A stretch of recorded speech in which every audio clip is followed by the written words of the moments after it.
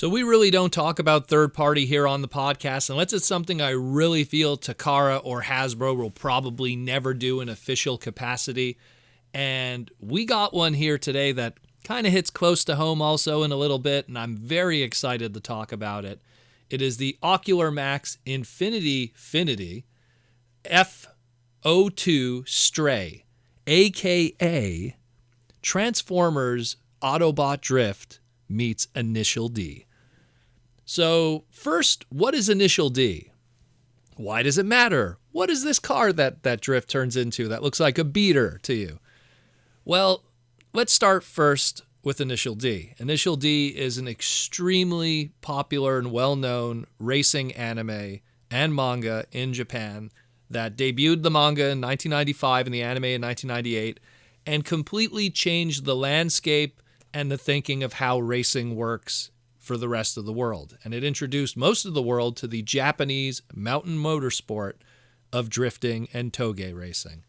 And Proto Man was introduced to that at a very young age and fell in love with it and has never gone back since.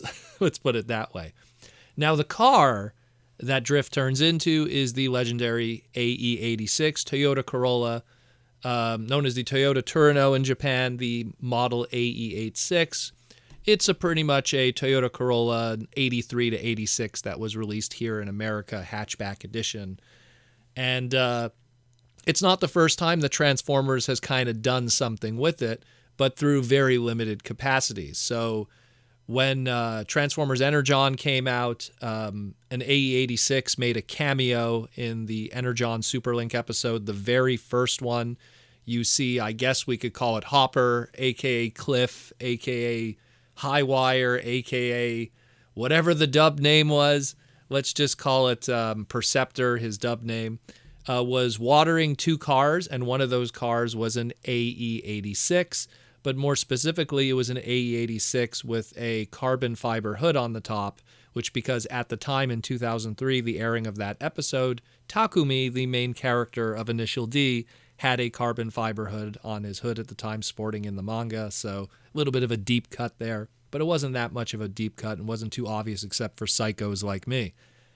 Around that time also, Proto Man got his own AE86 because he is a crazy man and a madman of the streets, and that was a lot of my drifting and semi-pro racing days more than 20 years ago. So you fast forward to 2015 and you have the Q Transformers line. And for their third wave of the Q Transformers line, they were going to be celebrating the 20th anniversary of Initial D in a loose sense. It wasn't outright stated, but if you look at the dates that it was released and everything, it was pretty much intentional. In that wave, two of those cars were the two main cars from Initial D, done in the colors of how they were in Initial D. You got Jazz, that turned into Takumi Fujiwara's AE86 Toyota Trueno, a.k.a. that 83 to 86 Toyota Corolla hatchback. And you had Sunstreaker that transformed into the Mazda RX-7 FD3S in yellow. So pretty cool that they did that and kind of mirrored those two characters together.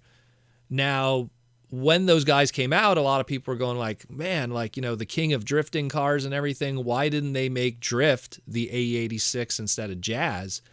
And that's because Drift at that point, earlier in a couple of years prior with the Q Transformers line, had already gotten a Q Transformers figure. And I guess, you know, luckily it was a FD3S just in white. So it wasn't completely off. But yeah, the character was already done. So they put Jazz with it. And sure, it worked out in the end. So now we fast forward to today. And hey, now we can do Drift properly with this character and do it right. And using Drift for that AE86 alt mode and character. Again, the Finity IF-02 Stray is here, and it's looking amazing. So this is going to be a masterpiece scale figure that transforms into the AE86 Toyota Corolla.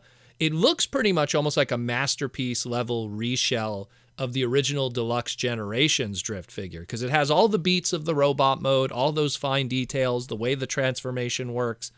But instead of that AE86 body, the old Generations one was more of that Nissan Silvia track day body kind of original look. So You got the original deluxe toy pretty much, now a masterpiece scale, transforms into the AE86, comes with the big sword that Drift normally comes with, along with his two smaller swords that could be sheathed on his side, like the original toy. Articulation looks crazy good on this, as expected from a masterpiece level toy, and the car scales perfectly with all your official masterpiece Transformers, so you could have them with like fellow iconic 80s car, the Lambor, aka Sideswipe, the Countach, so great stuff there. Speaking of 80s classics and everything, this car also has pop-up headlights. So it even has that extra splash of true 8086 origin. So it has the pop-up headlights, all the fine details. Really excited about this one. We don't have any information yet about a release date or price. We just have these early prototypes and comparison photos to kind of base it on and look deeply at. But it makes me wonder. Now, if this has legs and sells very well, can we see maybe repaints of this? We got this Drift here. This will be the vanilla standard AE86 Panda Turno, Takumi's first version, and then maybe we'll get a repaint afterwards with the carbon fiber hood and the black with the whites, and we'll get a Drift, but now it's Deadlock, his Decepticon counterpart, that also had the black with the white accents on it. That's one way we could make some extra use of that mold. And then after that, well, you got to have the RX-7 FD3S, the yellow RX-7. But which character would that be? Let me know in the comments below. Anyways, guys, I'm super excited about this. Let me know what you think about it. But this is something that speaks right up my alley. Very, very cool. And we'll definitely keep you posted in the near future when we get more information on this. So thank you for listening, and I'll talk to you in the near future.